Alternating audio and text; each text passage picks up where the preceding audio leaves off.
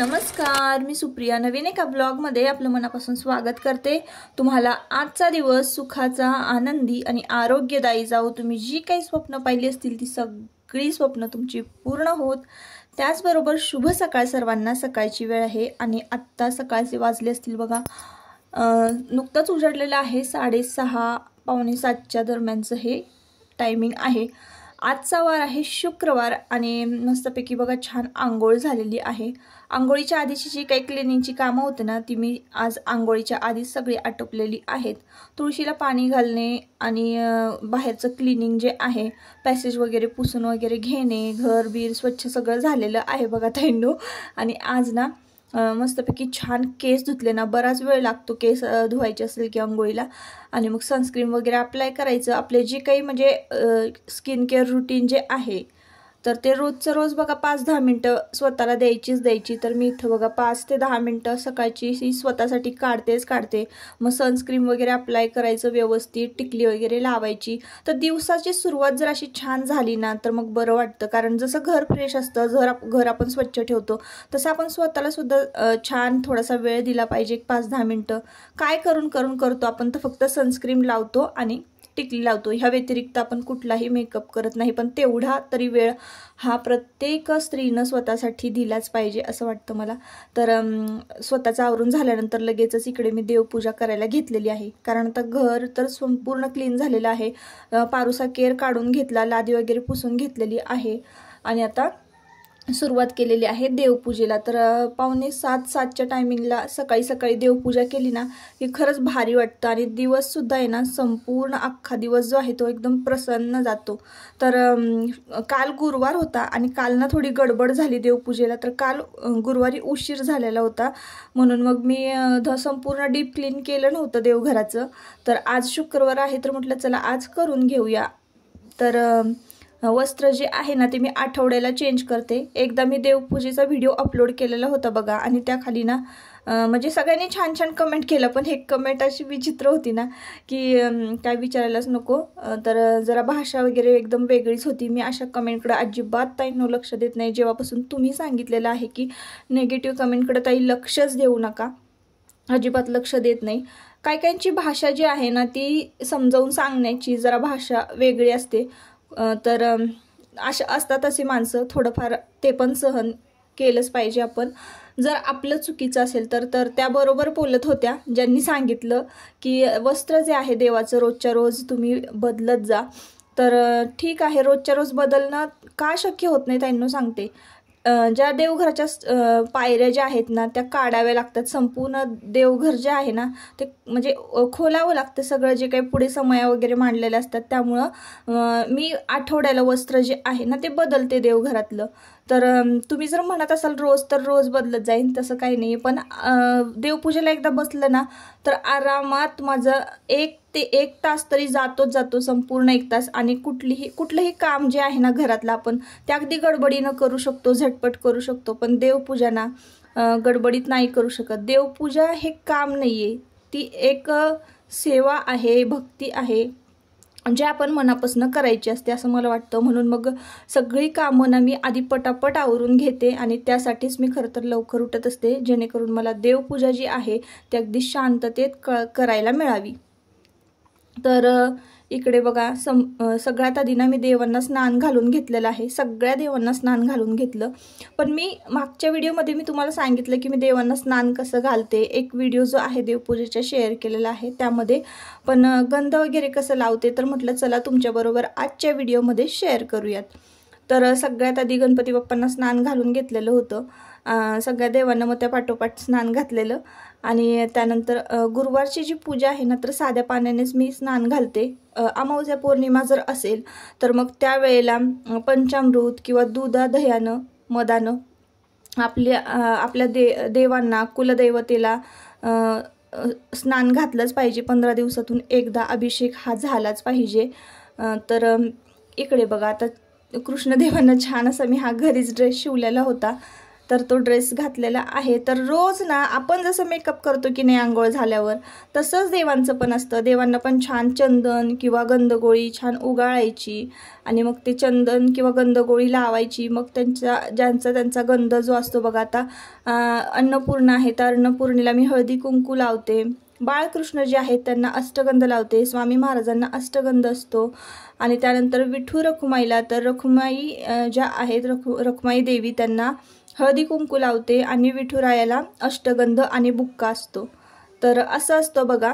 सगळ्या देवांना मग मोत्याच्या माळा घालायच्या, गंध लावायचा, कपडे घालायचे। तर गणपती बाप्पांना ना मोत्याची माळ आणि लाल कलरचा फेटा घालते मी। अन्नपूर्णेला ना मोत्याची माळ घालायची विसरलेच मी। तर दोन बाळकृष्णांच्या ज्या मूर्त्या आहेत देवघरामध्ये, दोन मूर्त्या आहेत। तर एक सासूबाईंच्या लग्नातली आहे आणि एक माझ्या लग्नातली आहे, की लग्नामध्ये बाळकृष्ण आणि अन्नपूर्ण देतात। तर सासूबाईंच्या लग्नामध्ये ना गणपती बाप्पा आणि बाळकृष्ण दिलेले होते आणि इकडे माझ्या लग्नामध्ये अन्नपूर्णा आणि बाळकृष्ण ह्यांची मूर्ती आलेली होती। त्यानंतर मग मी विठू रुक्मिणीची मूर्ती जी आहे तर ती एकदा मी आळंदीला गेले तेव्हा घेऊन आले होते। खरं तर आमच्या आयुष्याची सुरुवातच आळंदीपासून झालेली आहे, त्यामुळं मग आळंदीमध्ये गेलं की ना खूप भावुक व्हायला होतं, खूप भारी वाटतं तिथं पण गेलं की। तर ज्ञानेश्वर महाराजांच्या समाधीचं दर्शन घेतलं। मला सगळ्यात शांत आणि प्रसन्न वाटणारी जी जागा आहे ना तर ती आळंदी आहे ताईंनो। त्यामुळं मग आळंदीतून ही विठू रुक्मिणीची मूर्ती आणली होती आणि एकादश होती, तर त्यावेळेसच अभिषेक वगैरे घालून प्राणप्रतिष्ठा केलेली होती मूर्तीची। त्यानंतर आमचं लग्न झालं नवीन आणि कोल्हापूरला गेलो देवीच्या दर्शनासाठी ना, तर तेव्हा तिथून मग आम्ही महालक्ष्मीची मूर्ती आणलेली होती। गाय वासराची सुद्धा मूर्ती मी आळंदीतूनच घेतलेली आहे। महादेवांची पिंड सुद्धा आळंदीतूनच मी घेतलेली आहे आणि त्यांची प्राणप्रतिष्ठा केलेली आहे। त्यानंतर कासव जे आहे तर ते तुमच्या दादांनी कोल्हापूरच्या महालक्ष्मी म्हणजे देवीच्या दर्शनासाठी नंतर ते गेले ना त्यावेळेस घेऊन आलेले होते आणि कासवाची सुद्धा प्राणप्रतिष्ठा मी कशी केली हे एका व्हिडिओमध्ये तुमच्याबरोबर शेअर केलेलं आहे। जर तुम्ही रेग्युलर व्ह्यूअर्स असाल तर तुम्हाला माहिती असेल, नवीन कोण पाहत असाल तर तुम्हाला माहिती नसेल। तर इकडे जे टाक आहेत आपले कुलदैवत, तर महालक्ष्मी देवीचा एक टाक आहे, तुळजाभवानीचा एक टाक आहे, एक जेजुरीचे खंडेरायांचा टाक आहे, काळभैरवनाथांचा टाक आहे आणि ज्योतिबांचा टाक आहे। तर ते टाक ना आत्ता केलेले आहे, अजून वर्ष पण झालेलं नाही आहे। तर नवीन माझं लग्न झालं ना त्यावेळेस सासूबाईंची तब्येत बरी नव्हती ना, त्यामुळे त्यांनी आमच्या लग्नामध्ये देव केले नव्हते आणि मग बरेच दिवस ते देव करायचे राहून गेले। आत्ता करू मग करू असं करून आमच्या लग्नाला 10 वर्ष झाले। मग म्हटलं चला आता आपण देव करायलाच पाहिजेत आणि देवाशिवाय ना खरंच घराला शोभा नाही। आणि आपण म्हणतो ना कुठलंही आपण काम करूयात म्हणजे करायचं असेल किंवा काही शुभ कार्य करायचं असेल तर आपल्या कुलदैवतेचं टाक किंवा देवाचं नामस्मरण असणं गरजेचंच असतं। घरामध्ये देवघर असणं गरजेचं असतं, नाही तर मग त्याशिवाय कुठल्याही सणवाराला अर्थ नाही, कुठल्याही शुभ कार्याला अर्थ नाही। त्यामुळं ना देवघरामध्ये ना कुलदैवतेचं टाक असणं खरंच खूप महत्त्वाचं आहे। त्यामुळं मग यावर्षी ना टाक केलेले होते आम्ही आणि मग त्यानंतर मी देवघर घेतलं। मग त्यानंतर हे सगळे बदल जे आहेत ते घडत गेले हळूहळू। तर असं आहे बघा। तर अशी देवपूजा मी रोज करते। तर सर्वात आधी दीप प्रज्वलन करून घेतलेलं होतं, त्यानंतर सगळ्या देवांना स्नान घातलेलं होतं, मग गंधगोळी आणि गंध अर्पण केला, माळा घातल्या मोत्याच्या, नंतर फुलं वाहिलीत आणि मग त्यानंतर रांगोळी, धूप, दीप, अगरबत्ती आणि मग त्यानंतर हा जो कापूर आहे ना तो प्रज्वलित करून मग आरती करत असते। तर अशी माझी रोजची देवपूजा असते ताईंनो। आणि तुम्हाला जर माझी रोजची देवपूजा आवडत असेल तर खूप वेळ लागतो ताईंनो, त्याच्यामुळे मी तुमच्याबरोबर देवपूजा शेअर करत नाही। संपूर्ण देवपूजा झाल्यावरच मग मी तुम्हाला दाखवते की बघा ही आजची पूजा अशी आहे। कधी देवपूजेला चाफ्याची फुलं असतात, कधी मोगऱ्याची फुलं असतात, कधी फक्त जास्वंदीची फुलं असतात, तर अशी वेगवेगळ्या प्रकारची, कधी झेंडूची, वेगवेगळ्या प्रकारची फुलं असतात पूजेला। तर फुलांनी सुद्धा खूप फरक पडतो बरं का देवघरामध्ये। म्हणजे वेगवेगळ्या प्रकारची फुलं वाहिलीत ना की आपण कसं आपण आता रोज मेकअप करतो किंवा एखादी टिकली जर आपण रोज लावतो आणि थोडीशी टिकली चेंज केली की आपण कसं वेगळं दिसायला लागतो, तसंच देवांचं सुद्धा असतं। त्यांना वेगवेगळी फुलं वाहिली ना आपलं देवघर एकदम मस्त असं छान प्रसन्न वाटतं आणि रोज वेगवेगळं दिसतं। तर त्यामुळं मग फुलंसुद्धा मी वेगवेगळी वाहत असते. तर हे एका ताईंनी मला विचारलं होतं, कासवाच्या भांड्यामध्ये तुम्ही पाणी का भरून ठेवता? तर हे पाणी मी देवपूजा झाली की रोजच्या रोज चेंज करते. सासूबाई संध्याकाळी फिरायला जातात ना, तर येताना त्या जास्वंदीच्या कळ्या घेऊन येतात आणि त्या भांड्यामध्ये टाकतात. सकाळी ती फुलं छान उमललेली असतात ज्यावेळेस मला पूजा करायची असेल त्यावेळेला. तर आता बघा इकडे किचनमध्ये आलेली आहे आणि आता टायमिंग झालेलं आहे टिफिनचं. टिफिन तर करायचं आहे ताईंनो. रात्री ना पावभाजी केली होती, मागच्या व्हिडिओमध्ये तुम्ही पाहिलीच असाल. तर मस्तपैकी एकदम मस्त छान पावभाजी झाली होती, इतकी टेस्टी झाली होती ना. तर काही काही पदार्थ जे आहेत ना ताईंनो, शिळी खाल्ली ना तर खूप चांगली लागतात. जसं की बघा मटण आहे, मटण असं मुरल्यानंतर किंवा चिकन मटण हे मुरल्यानंतरच छान लागतं. तसंच पावभाजीचं आहे बघा. काही काही लोकांना ना शिळी पावभाजी इतकी आवडते ना, तसेच मला पण शिळी पावभाजी खूप आवडते. कारण ती रात्री केली किंवा सकाळी केली आणि संध्याकाळी खाल्ली किंवा संध्याकाळी केली आणि सकाळी खाल्ली ना, तर ती छान मुरलेली असते आणि त्याची टेस्ट जी आहे ना ती दुप्पट होत असते. तर मला तर शिळी पावभाजी काही राहिलीच नाही बघा ताईंनो. कारण कसं आहे, आमच्या घरामध्ये प्रत्येकाला शिळी पावभाजी आवडते. आणि मग आता इकडे एका बाजूला चहा ठेवलेला आहे, एका बाजूला दूध तापायला ठेवलेलं आहे. तर गुरुवारी केस धुवत नाहीत ना, म्हणून मी शुक्रवारी केस धुतलेले आहे. आणि सध्या आमच्याकडचं वातावरण तुम्हाला सांगते ताईंनो, थोडंसं दुपारचं ऊन पडतं ना, नाहीतर मग लगेच पाऊस यायला सुरुवात होतो. आणि थंडी पण जी आहे ना ती बरीचशी वातावरणामध्ये थंड असं वातावरण आहे. त्यामुळं मग साडी नेसली तरी अजिबात गरम वगैरे होत नाही, अशा कॉटनच्या साड्या वगैरे नेसल्या तर. नाहीतर तुम्हाला असं वाटत असेल की साडी नेसून कसं हे काम होत असेल एवढ्या गरमीचं, पण अजिबात गरम वाटत नाही, गरम होतही नाही. तर असो, आता माझ्या इकडे चपात्या झालेल्या आहेत टिफिनसाठी. आणि आता मी दादांना ना ऑमलेट करून देते. सकाळी सकाळी आयुष पावभाजी खाऊन गेलेला आहे स्कूलमध्ये आणि टिफिन तो नेत नाही. मग नेला तरी शेंगदाणे फुटाणे किंवा असं काहीतरी टिफिनमध्ये घेऊन जात असतो. त्यामुळे टिफिनची काही गरज नाही. आता सध्या मुलांच्या परीक्षा चालू झालेल्या आहेत, त्यामुळं 2 तासात मुलं लगेच घरी येतात. सकाळी जातात 8 वाजता आयुष जातो आणि लगेच 11:30-12 वाजेपर्यंत घरी येतो. म्हणजे मग नाश्तासुद्धा त्याचा सकाळी सकाळी झालेला असतो आणि जेवायला तो घरी येतो. देवांशसुद्धा अगदी तसंच आहे, 9:30 वाजता जातो आणि 11:30 वाजता घरी येतो. असं सध्याचं टायमिंग आहे ताईंनो. तर इकडे आता मी दादांसाठी ना मस्तपैकी ऑमलेट तयार करायला घेतलेलं आहे.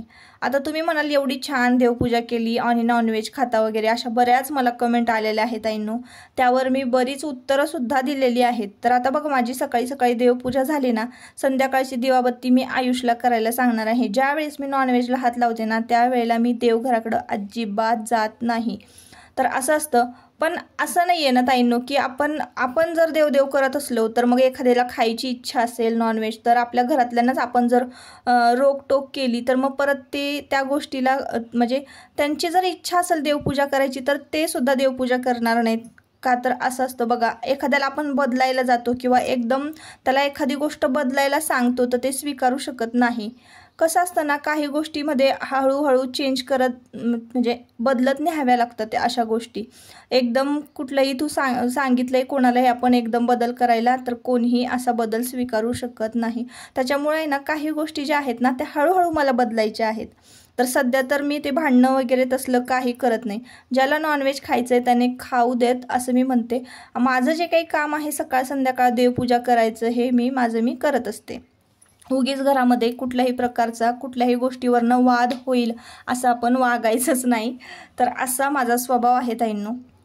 तर त्यांना ऑमलेट आवडतं आणि दिवसभर त्यांनी खाल्लं ना की मग ते दिवसभर म्हणजे एकदाच खातात दिवसातनं, दिवसभर काहीच खात नाही, मग संध्याकाळीच ते जेवतात. त्याच्यामुळे त्यांना छान मस्तपैकी कांदा टोमॅटो घालून ऑमलेट करून दिलेलं आहे. तर जे कटर होतं ते मी तुमच्याबरोबर शेअर केलं आणि दाखवलं तुम्हाला की किती बारीक बघा कांदा टोमॅटो कट झालेला आहे.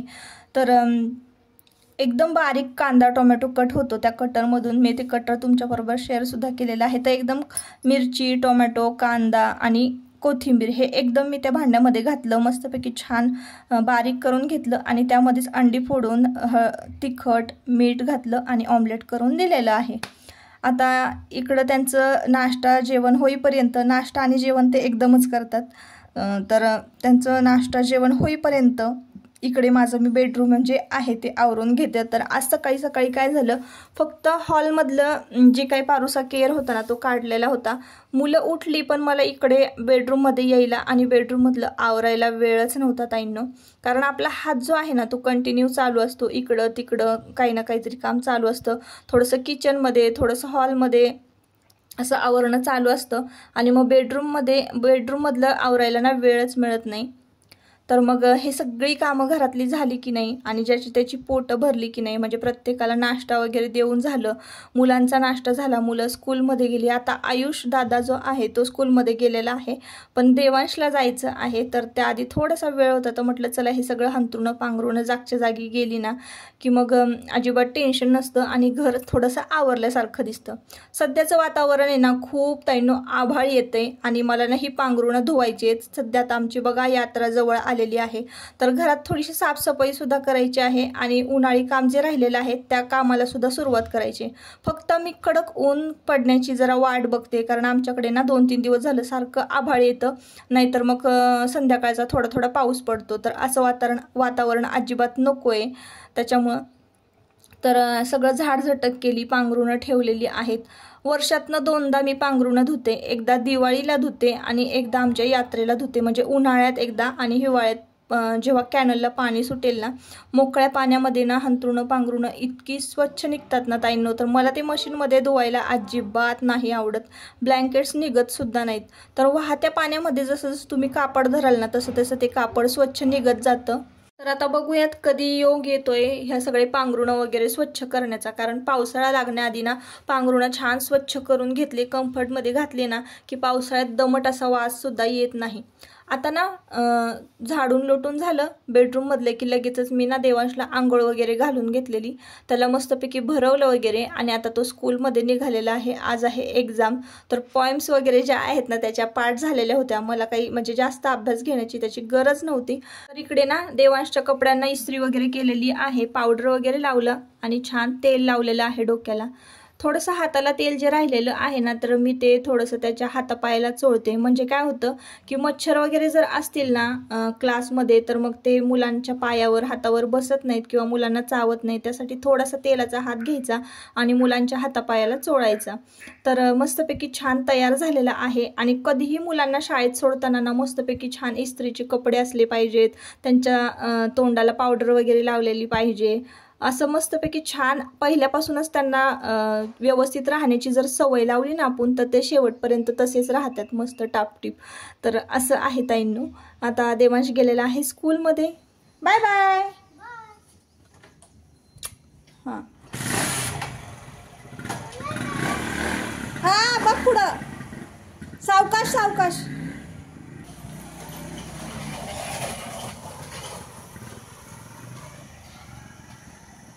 मुलं शाळेत गेले ना की घरामध्ये एकदमच शांतता पसरते, सगळं वातावरण घर एकदम शांत शांत होतं। तर असो ताईंनो, आजचा व्हिडिओ तुम्हाला कसा वाटला मला नक्की कमेंट करून सांगा। आजची देवपूजा कशी वाटली नक्की कमेंट करून सांगा। जर हा व्हिडिओ आवडला असेल तर नक्की आपल्या चॅनलला सबस्क्राईब करा आणि व्हिडिओला एक लाईक करा। तर इकडे केस मी धुतलेले होते ना आज, त्याचा गुंता काढून घेतला आणि थोडंसं सिरम लावलेलं आहे, छान वाळवले आणि आंबाडा बांधून घेतलेला आहे। नाहीतर मग काय होतं ना केस गुंतलेत ना की मग अजिबात व्यवस्थित राहत नाहीत आणि वेणी घालणं तर रोज रोज शक्य होत नाही। म्हणून बघा तुम्ही मला व्हिडिओमध्ये बघत असाल तर मी आंबाडाच मारलेला असतो किंवा आंबाडाच घातलेला असतो, तर ते जरा मला कम्फर्टेबल वाटतं म्हणून।